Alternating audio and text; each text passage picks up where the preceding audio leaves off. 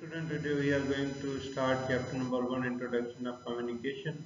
This chapter is very important from examination point of view. As you all know, exam में पहले chapter की definitions और इसके अलावा जो इम्पोर्टेंस ऑफ कम्युनिकेशन या communication is the life blood of an organisation और formal informal language, ये जो क्वेश्चंस हैं पहले चैप्टर के बहुत इंपॉर्टेंट क्वेश्चंस हैं।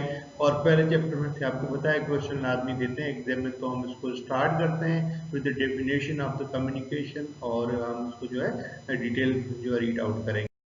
Now let's C introduction. Business communication. The word communication actually it's a Latin term. इसको रीड कर लेते हैं. The word communication is derived from Latin term communis, which means common. So communication means sharing of ideas in common. That is the definition of the communication. Communication means sharing of ideas in common. And ये जो term है कौन सा है? Latin term है जिसकी meaning Latin term communis से निकला है communication, जिसकी meaning है common. So means communication का मतलब वो sharing of ideas in common. ये आपने briefly जो है नोट डाउन कर लेना है कि ये Latin term में communist जिसकी मीनिंग कॉमन है. तो word business communication right from the Latin term communist which means common और sharing of ideas in common. Now according to Fred Luthans communication की डेफिनेशन क्या है? Flow of material information, perception and understanding between various parts and member of an organization. मतलब जो flow of material, knowledge, information या understanding या जो ideas हैं various part member of an organization. एक ऑर्गेनाइजेशन के अंदर बहुत सारे मेंबर्स होते हैं, वो आपस में अगर कम्युनिकेशंस करते हैं, आइडियाज शेयर करते हैं एक दूसरे से, तो ये जो कम्युनिकेशन होती है इसको जो है आपस में जो आइडियाज शेयर होते हैं, मटेरियल शेयर होता है, इंफॉर्मेशन शेयर होती है within the various parts and member of an organization, that is called communication. ये जो भी शेयरिंग ऑफ आइडियाज, इंफॉर्मेशन या परसेप्शन है, अंडरस्टैंडिंग है between sender and receiver, that is called communication. इसको हम आगे पढ़ते हैं. नाउ सी, ये हमने डेफिनेशन पढ़ ली. नाउ नेक्स्ट क्वेश्चन जो दिया हुआ है, discuss importance of communication, also discuss the communication is the lifeblood of an organization. That question is very important from examination point of view. Importance of communication and also discuss communication is the lifeblood of an organization. Now you know communication importance जो है वो business में और इसके अलावा जो है अमूमन पर्सनल लाइफ में एवरीवेयर, तो ये जो इसकी बहुत इंपॉर्टेंस है. और how communication is the life blood of an organization. Now we are going to discuss it detail. Now let's see. Communication is the life and life is communication. Start with the birth and continue till death. Success of an organization depend upon effective communication. Communication हम हमारी life से जैसे हमारी birth होती है, start होती है, till death चलती है. और इफेक्टिव कम्युनिकेशन आपको पता है किसी भी ऑर्गेनाइजेशन में बहुत इंपॉर्टेंट है. Effective communication is also called the life blood of any organisation and key to success in our business. You all know जैसे किसी भी इदारे के लिए, जैसे किसी इदारे के लिए जो है कम्युनिकेशन इतनी इंपॉर्टेंट है. जैसे इंसान के लिए यू ऑल नो जैसे हमारे लिए ब्लड जैसे बॉडी में एक रोल प्ले करता है. In a similar way communication is very important for all organisations and in our personal life as well. Career in a personal life. Effective communication also wider inside the company because effective employee can better motivated, more efficient by it. Except this properly organized and arranged that telephone calls and personal communication can win back an angry, disgruntled and dissatisfied customer and create goodwill for the company. You all know employee better motivated होते हैं. और secondly जो है हम telephone calls या arrange call के जरिए communication जब हम करते हैं तो हम जो नाराज कस्टमर होते हैं, जो हमारे हमसे बिल्कुल जो है नाराज हो चुके होते हैं, वो भी हम जो है कंपनी की गुडविल के लिए हम उनको सेटिस्फाइड कर लेते हैं. This is because of the good communication we can satisfy dissatisfied customer or disgruntled customer, or we can say that we can win back angry customer because of the good communication or effective communication. सो इस तरह से हम company का goodwill बनाते हैं because of the effective communication.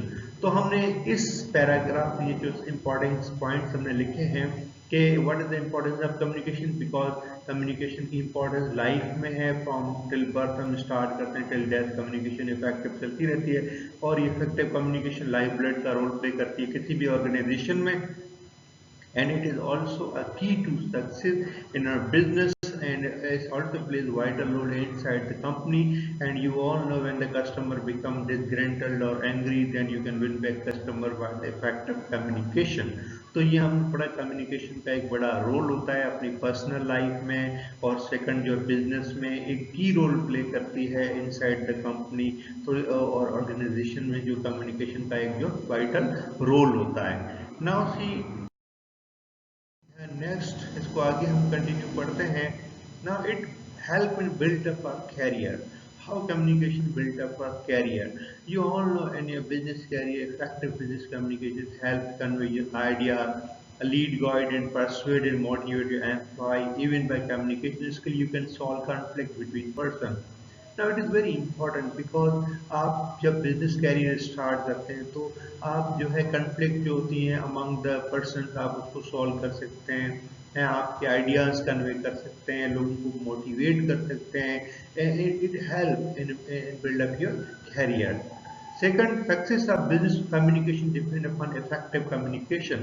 No doubt, without effective communication, you cannot do properly a successful business. A success business, or you cannot be a successful businessman without the effective communication. Without effective communication, success is impossible in any field. War, divorces, dispute, losses, and bankruptcy, all the result of the ineffective or miscommunication. ये जो war लगती है, झगड़े होते हैं, problems होती हैं किसी भी फील्ड में, divorces and all the dispute occurs because of the ineffective communication. ये जो इनइफेक्टिव कम्युनिकेशन होती है, सारे मसले यहीं से ही शुरू होते हैं। विद द इनइफेक्टिव कम्युनिकेशन आप जो ये बहुत सारी प्रॉब्लम्स आपको फेस करनी पड़ती है in your daily life because of the ineffective communication. तो हम ये कह सकते हैं कि हम इफेक्टिव कम्युनिकेशन से अपना जो है बिजनेस सक्सेसफुल कर सकते हैं, और हम अपना कैरियर जो है बना सकते हैं। उसके बाद हम नेक्स्ट देखते हैं, जो हमारा communication is the key to management effectiveness. Now management need to be communicate policy, instruction, objectives and goal, so that all employee will understand and accept them, so it play a key role. Now, how communication is key to management effectiveness? Because management need to communicate policy, instruction, objective, and goal, so that all employee will understand and accept them. That is why it is the key to management effectiveness, क्योंकि management को communicate करने के लिए अपनी policies, अपने गोल, अपने objective अपने employ को जब वो कम्युनिकेट करते हैं, तो उनको सबको समझाना पड़ता है। That is why communication play a vital role, effective communication play a vital role, and it's a key to management effectiveness. Effective communication purpose is to bring out change. अब इसका चेंज लाना इफेक्टिव कम्युनिकेशन का मकसद क्यों है? Because when there is a people to people communication, we are continually sending and receiving within ourselves. An artist communicates himself as a cold inner feeling into some tangible form. The purpose of communication is to bring out change. Daily आए दिन हम जो है लोगों से बातचीत करते हैं, अपने मैसेजेस, अपने आइडियाज़ कन्वे करते हैं, रिसीव करते हैं, वी लर्न समथिंग। एंड इसी तरह जैसे एक आर्टिस्ट का एग्जाम्पल दिया गया है, वो जो है अपनी सारी जो है, जब जो आर्टिस्ट एक पेंटिंग करता है, कोई पिक्चर बनाता है, तो उनके जो थॉट आइडियाज़ उस पिक्चर से ज़ाहिर हो रहे होते हैं, और हम उनसे जो उनके जो आइडियाज़ हम तक पहुंचते हैं, कन्वे होते हैं, बिकॉज आप उनका जो आर्टिस्टिक वर्क है, और अपने वो आइडियाज़ और थॉट इसके थ्रू हमें कम्युनिकेट कर रहा होता है। इन सिमिलर वे, जब हम जो है लोगों से सीखते हैं, कम्युनिकेट करते हैं, लोग हमें जो है कोई इंपॉर्टेंट आइडियाज़, कोई मैसेज, कोई शेयरिंग, कोई इन्फॉर्मेशन जब एक दूसरे से हम शेयर करते हैं, तो हमें बहुत सारे आइडियाज़ जो है पिक करते हैं। तो यही जो है इफेक्टिव कम्युनिकेशन पर्पस यही है, टू ब्रिंग आउट चेंज, कोई जो है नई चीज़ लाना और जो चेंज लाना। एंड इट ऑल्सो की टू मैनेजमेंट इफेक्टिवनेस। ये सारी पॉइंट्स हमने नोट कर ली। उसके देखिए नेक्स्ट क्या है। नेक्स्ट इसमें कम्युनिकेशन स्किल्स हमारे पास होने चाहिए। In that way effective communication possible in an organisation और in personal life. Effective communication skills हमारे पास कौन कौन से हैं? Now see, communication is live and live communication. When two persons get together, communication skills are required. All effective communication skill for success in their career. Communication skill हमारे किसी भी career में सक्सेसफुल होने के लिए बहुत लाजमी है। Now see कौन कौन से skills हैं? You all know ये जो skills बड़ा important role play करते हैं। Number one, must be able to communicate effectively with all level of management. हर किस्म की मैनेजमेंट इफेक्टिव कम्युनिकेशन का जो है एक किस्म के स्किल्स होने चाहिए, तभी आप जो है सक्सेस जो है किसी भी बिजनेस करियर में अचीव कर सकते हैं। Be able to prepare special analysis research report and proposal. हमेशा ये जो एनालिसिस रिसर्च रिपोर्ट और प्रपोजल जो है उसके लिए रेडी रहना for the communication purpose, and need ability to compose effective correspondence as well, and cultivate and maintain customer relationship. You need effective communication skills, and need a skill in gathering, analyzing, interpreting data, and writing analytical report. Means in all sort of communication, either it is verbal or non-verbal, communication skills are must in order to get success in your business career. So you all know that without communication skills, without effective communication, you can't be successful in your career. So these skills are very important for the success in any careers. तो ये आपने सारे skills जो आप में होने चाहिए। Discuss a very important topic, question number 2 of chapter number 1। ये जो हमने नोट किया था कि जो जो पहले चैप्टर के दो सवाल हैं, अब जो सेकंड सवाल है, importance of formal and informal language, formal and informal communication, this question is very important from examination point of view। now इसको हम डिटेल में समझ लेते हैं। Now see, there are two types of standard language. The language we speak at home or with friends is informal language। जो हम दोस्तों से बात करते हैं, घर में अमूमन बात करते हैं, वो जो है हमारी informal language कहलाई जाती है। On the other hand, formal language is used in offices, business and other formal occasion। Other formal occasion, businesses, office में हमारी जो लैंग्वेज हम बोलते हैं, वो अमूमन जो लैंग्वेज होती है वो कौन सी लैंग्वेज होती है? That is called the formal language, जो हम बिजनेस पर्पज के लिए ऑफिस में फॉर्मल ओकेजन पे बोलते हैं। ये फॉर्मल लैंग्वेज हो गई। और इनफॉर्मल लैंग्वेज वो होती है जो हम घर पे अपने दोस्तों के साथ अमूमन इनफॉर्मली बात करते हैं। It is like a suit और ड्रेस फॉर पब्लिक और फॉर्मल सिचुएशन। फॉर्मल लैंग्वेज जैसे हम फॉर्मल सिचुएशन या जो हम ड्रेसिंग वगैरह या कोई पब्लिक ओकेजन कोई इंपॉर्टेंट हमारे लिए, उस पर जो हम अमूमन ड्रेस पहन के जानते हैं, जो जो हम जो प्रॉपर तैयार होके जाते हैं, that is called the formal dress. अब देखें, हम देखें आगे इसको डिटेल में पढ़ते हैं आपको जाने के लिए। नाउ लेट्स सी फॉर्मल और इनफॉर्मल। इस पिक को देखें और आपने आइडिया हो जाएगा। You are on a field trip to museum, want to ask the tour guide a question। Now you should choose formal language for this occasion. The tour guide is older than you, older than you, and in a position of authority. Now see, you all know that the tour guide is older than you। अब वो उनकी जो एक position है, authority, आप जब भी उनसे बात करेंगे तो फॉर्मल लैंग्वेज में बात करेंगे। जैसे आप किसी फील्ड ट्रिप पे जाते हैं म्यूजियम में, तो आप जो है अगर टूर गाइड से आपने कोई क्वेश्चन पूछना है तो आप फॉर्मल लैंग्वेज यूज करेंगे। ऐसी सिचुएशन है, उसका रीजन ये है बिकॉज क्योंकि आप जब यहाँ पे टूर ट्रिप पे जाते हैं तो ये जो आप जिससे आप बात कर रहे हैं टूर गाइड से, वो आपसे एज में भी बड़ा है और उनको एक उनकी अथॉरिटी है, उनकी पोजीशन है, और वो जो है आप पहले से उनको नहीं जानते, तो आपको वो जो जो भी बात करनी पड़ेगी आपके एज फैक्टर और उनकी रिस्पेक्ट और उन पोजीशन को देखते हुए आपने फॉर्मल लैंग्वेज में बात करनी पड़ेगी। तो इस तरह ये जो है फॉर्मल लैंग्वेज कहलाई जाती है। इसी तरह देखिए now language formal and informal. Now इसको और डिटेल्स में हम आज इस टॉपिक को पढ़ेंगे, इसमें क्या क्या जो है डिफरेंसेस, ये चीजें आपको पता चल जाएगा। Now what have you learned about formal and informal language. अब देखिए फॉर्मल इनफॉर्मल लैंग्वेज में हमने क्या सीखा, किस तरह क्या क्या है, उसको हम मोर इमेजेस से जो है डिटेल्स में जो है नोट करते जाएंगे। Now let's see, let's start formal informal। At a playground you see a friend who used to be in your class। Now you may use informal language for this occasion। What might you say?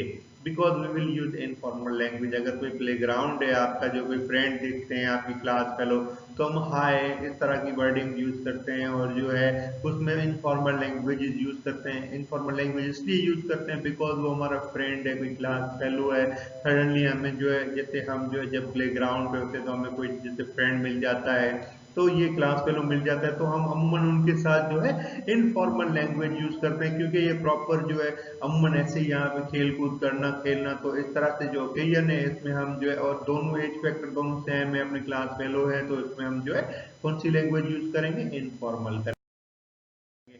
Now let's see formal और informal. इसमें देखें ये occasion है, you are speaking with the school principal about an upcoming student council event.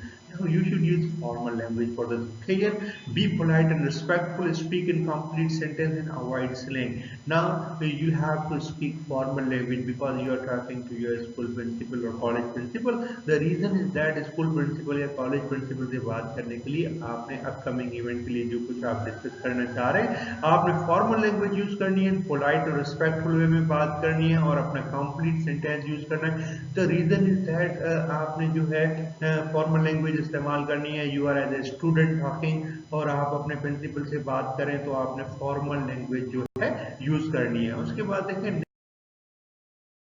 जो है इसमें हमने एक और रखा हुआ है फॉर्मल लैंग्वेज को समझने के लिए, good afternoon, it is a pleasure to see you. Now a formal situation follows certain rule of etiquette and protocol.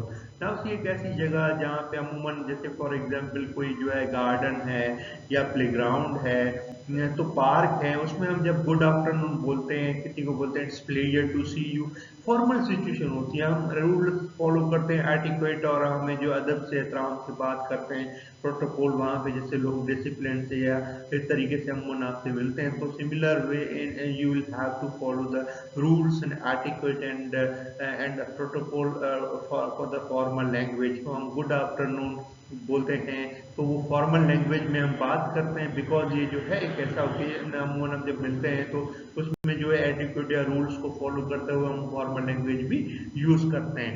Now see इसमें हम देखते हैं informal now see how it's going, hey, how it's going. An informal situation is casual and laid back like a playground.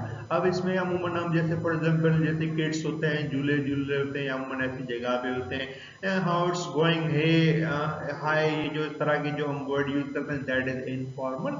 And उसमें जो है हमें कोई इतना प्रॉपर लैंग्वेज का जो है ख्याल जो है हम अमूमन इनफॉर्मल लैंग्वेज बोलते हैं अपने दोस्त फ्रेंड से, तो उस तरह का फॉर्मल वे में इस तरीके से हम जो इतना जो है केयर नहीं करते। नाउ डियर स्टूडेंट्स में देखिए फॉर्मल लैंग्वेज के बारे में हम डिटेल में डिस्कस कर रहे हैं। फॉर्मल लैंग्वेज में जो है we use formal language when we are dealing with the serious business affair like application for jobs, public and utility companies को जब हम लेटर लिखते हैं तो फॉर्मल लैंग्वेज यूज करते हैं। एप्लीकेशन और जॉब्स वगैरह जब हम जॉब के लिए अप्लाई कर रहे होते हैं तो हम कवरिंग लेटर या अपना करिकुलम राइटअप बनाते हैं तो उसमें फॉर्मल लैंग्वेज यूज करते हैं। बिजनेस लेटर्स वगैरह हो गए, मेमोज हो गए, पब्लिक डिस्कशन या सीरियस इश्यूज के ऊपर हम डिस्कशंस कर रहे होते हैं तो हम जो है फॉर्मल लैंग्वेज यूज करते हैं। फॉर्मल रिपोर्ट्स हो गई, एनालिटिकल रिपोर्ट हो गई या मेमोरेंडम रिपोर्ट हो गई, फॉर्मल इनफॉर्मल, ये सब जो है हम इसमें लैंग्वेज अमूमन फॉर्मल रिपोर्ट में फॉर्मल लैंग्वेज, एनालिटिकल में और डिफरेंट जो हम जो है मेमोरेंडम रिपोर्ट बना रहे होते हैं इसमें फॉर्मल लैंग्वेज यूज करते हैं। ओरल एंड रिटन रिपोर्ट्स जो होती हैं उसमें भी फॉर्मल लैंग्वेज यूज की जाती है। क्लास डिस्कशंस होती हैं जब टीचर से हम अमूमन डिस्कस कर रहे होते हैं किसी इंपॉर्टेंट टॉपिक के ऊपर तो हम जो लैंग्वेज उसमें यूज करते हैं फॉर्मल लैंग्वेज होती है। इन फॉर्मल लैंग्वेज भी avoid slang and informal words and sentences, मतलब हम फॉर्मल लैंग्वेज जब यूज कर रहे होते हैं तो हमने बड़ा केयरफुल रहना पड़ता है। हम जो स्लैंग्स वगैरह जो होते हैं या जो ऐसे फ्रेजेस होते हैं उसको हम अवॉइड करते हैं फॉर्मल लैंग्वेज में। तो हम इसको हम अगर दोबारा से पढ़ें देखें, फॉर्मल लैंग्वेज जो है हम जब किसी सीरियस बिजनेस अफेयर को डिस्कस कर रहे होते हैं तो अमूमन हम जो है फॉर्मल लैंग्वेज जो है यूज करते हैं। एप्लीकेशन जॉब्स वगैरह के लिए दे रहे होते हैं, सीवी दे रहे होते हैं या कवरिंग लेटर बना रहे होते हैं तो अमूमन हम फॉर्मल लैंग्वेज का इस्तेमाल करते हैं। और पब्लिक यूटिलिटी कंपनी को जब हम लेटर वगैरह लिख रहे होते हैं किसी भी कंपनी को जिसमें, या फिर अमूमन हम जो भी जैसे बिजनेस लेटर्स होते हैं, complain letter, claim letter, order letter, enquiry letter, जो जिस किस्म के भी ये सब लेटर्स होते हैं तो उसमें हम जो है फॉर्मल लैंग्वेज यूज करते हैं। और बिजनेस लेटर्स जो होते हैं या बिजनेस लेटर जो मेमोज होते हैं उसमें हम जो है फॉर्मल लैंग्वेज इस्तेमाल करते हैं। या पब्लिक डिस्कशन होते हैं सीरियस इश्यूज के ऊपर, फॉर्मल रिपोर्ट्स वगैरह, और जो भी हम जो क्लास डिस्कशन वगैरह होती हैं तो उसमें अमूमन जो है फॉर्मल लैंग्वेज यूज करते हैं।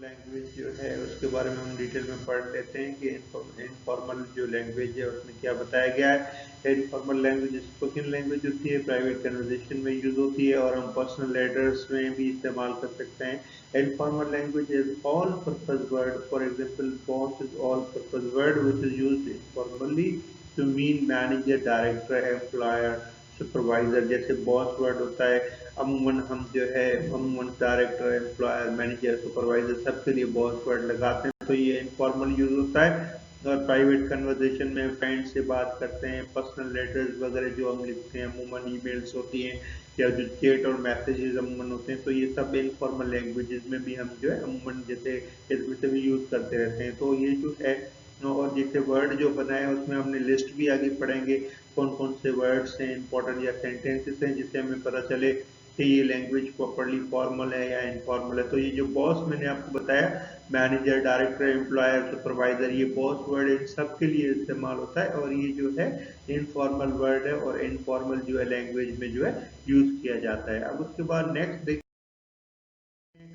ये हमारे पास एक लिस्ट है फॉर्मल लैंग्वेजेस और इनफॉर्मल के बारे में। जैसे देखें, मैनेजर, सुपरवाइजर, ऑनर, डायरेक्टर के लिए मैंने आपको बताया इनफॉर्मल वर्ड जो एक बॉस वर्ड है, ये बॉस वर्ड सबके लिए इस्तेमाल होता है। इन मैनेजर, सुपरवाइजर, ऑनर, डायरेक्टर इन सबके लिए इस्तेमाल होता है एक ही वर्ड इनफॉर्मल वर्ड जो बॉस होता है, और फॉर्मल वर्ड ये सारे जो हैं मैनेजर, सुपरवाइजर, ऑनर या डायरेक्टर, ये सब फॉर्मल है।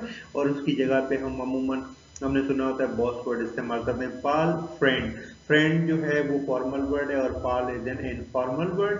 Fock and family, family is a formal and folk informal. Mad, angry, mad word informal है और एंग्री वर्ड जो है वो फॉर्मल है। एड्स, एडवर्टाइजमेंट, अमूमन हम ये देखते रहते हैं एडवर्टाइजमेंट का वर्ड बहुत कम हम सुनते हैं। ऐड दे दिया अखबार में, इस तरीके के हम अल्फाज सुनते रहते हैं। ऐड इनफॉर्मल वर्ड है। एडवर्टाइजमेंट्स वगैरह जो अमूमन फॉर्मल लैंग्वेज में फॉर्मल वर्ड के लिए यूज किए जाते हैं word. Ask, interrogate, ask word है इनफॉर्मल है, इंटेरोगेट फॉर्मल वर्ड है। कोई भी चीज पूछना, सवाल जवाब करना, तो अमूमन जो है इंटेरोगेट आस्क। ट्राई, एंडीवोर, ट्राई जो है इनफॉर्मल है, एंडीवोर फॉर्मल वर्ड है। एंडीवर हम स्ट्रगल को कहते हैं, जिदोजहद को कहते हैं, किसी चीज की कोशिश करना, ये जो है फॉर्मल वर्ड है। यूज इनफॉर्मल है और यूटिलाइज जो है फॉर्मल है। तो ये फॉर्मल इनफॉर्मल की हमने जो है एक वोकैब अल्फाज माने भी होते हैं और उसके अलावा अलग वर्ड भी होते हैं। जैसे जैसे देखिए हमने वोकैब इन वे देते ट्राई या एंडीवर या स्ट्रगल, जैसे हम ये वर्ड पढ़ा। एंडीवर जदोजहद को भी कहते हैं, कोशिश करना, स्ट्रगल करना, ट्राई भी वर्ड लगाते हैं, ठीक है, स्ट्रगल भी लगाते हैं। तो इनफॉर्मल ट्राई वर्ड है और एंडीवर फॉर्मल है। ये हमने वोकैब के हिसाब से पढ़ा। Advertisement, ad, same word use करते रहते हैं। हमने आपको बताया एड वर्ड इनफॉर्मली बहुत सारे लोग बोलते रहते हैं और एडवर्टाइजमेंट जो है वो फॉर्मल वर्ड है। मैनेजर, सुपरवाइजर, ऑनर, डायरेक्टर, ये सब जो अमूमन फॉर्मल लैंग्वेज में बोले जाते हैं अल्फाज, और इनफॉर्मल में हम एक ही अल्फाज यूज करते हैं, बॉस। तो ये जो हमने लिस्ट पढ़ी है ये फॉर्मल और इनफॉर्मल वर्ड्स की है।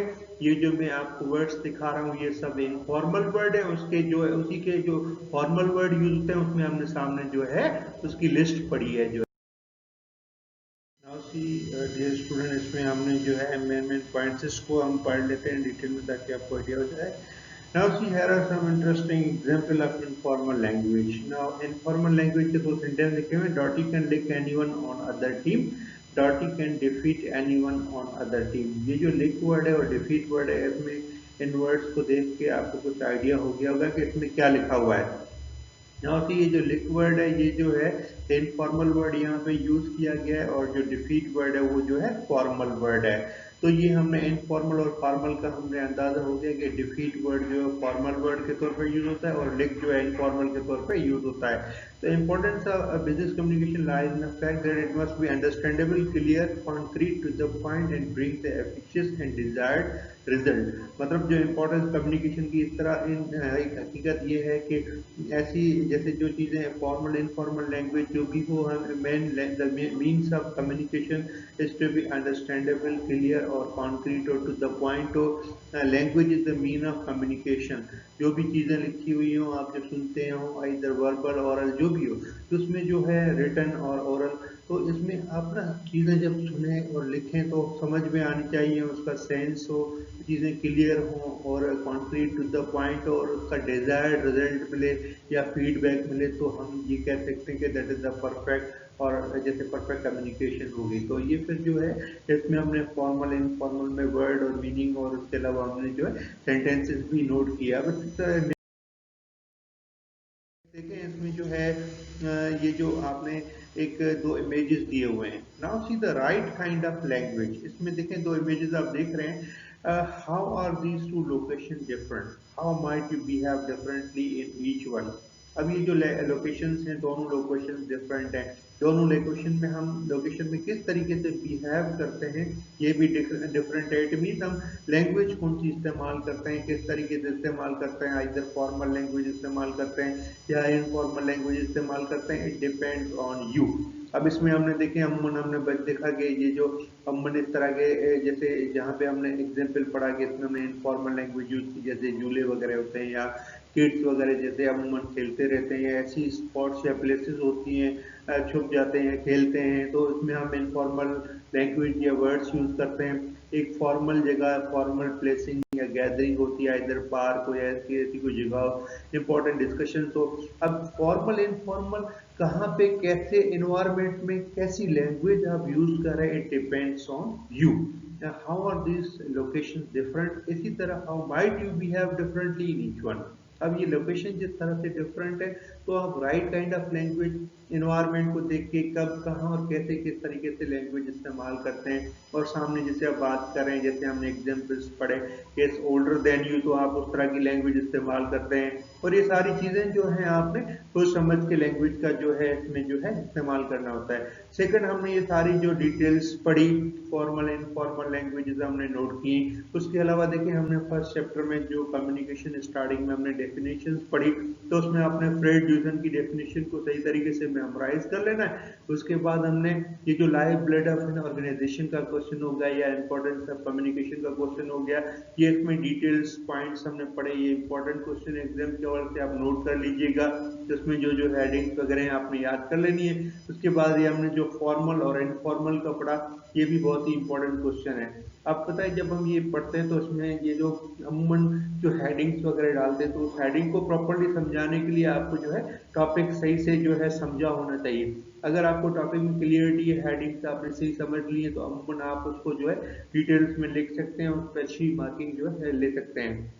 अब एग्जाम में जो फर्स्ट चैप्टर में इंपॉर्टेंट पॉइंट होता है वो ये होता है इस तरीके से कि वे ऑफ क्वेश्चन जो होता है asking question might be change. अब जैसे जो है क्वेश्चंस को जो है तो वे चेंज कर देते हैं, क्वेश्चंस वही होते हैं अमूमन जो पूछे जाते हैं चैप्टर के हवाले से, but way of question might be change. तो आपने उस तरीके से भी तैयारी कर लेनी है ताकि आपकी जो एग्जाम के हवाले से अच्छे से तैयारी हो जाए। तो ये फर्स्ट चैप्टर होपफुली आपने जो है हमने कंप्लीट, जैसे स्टार्टिंग में डेफिनेशन और communication the life blood of an organisation और importance of communication and formal informal के बारे में हमने रिवाइज किया, तो ये होपफुली आपको समझ में जो है आ गया होगा।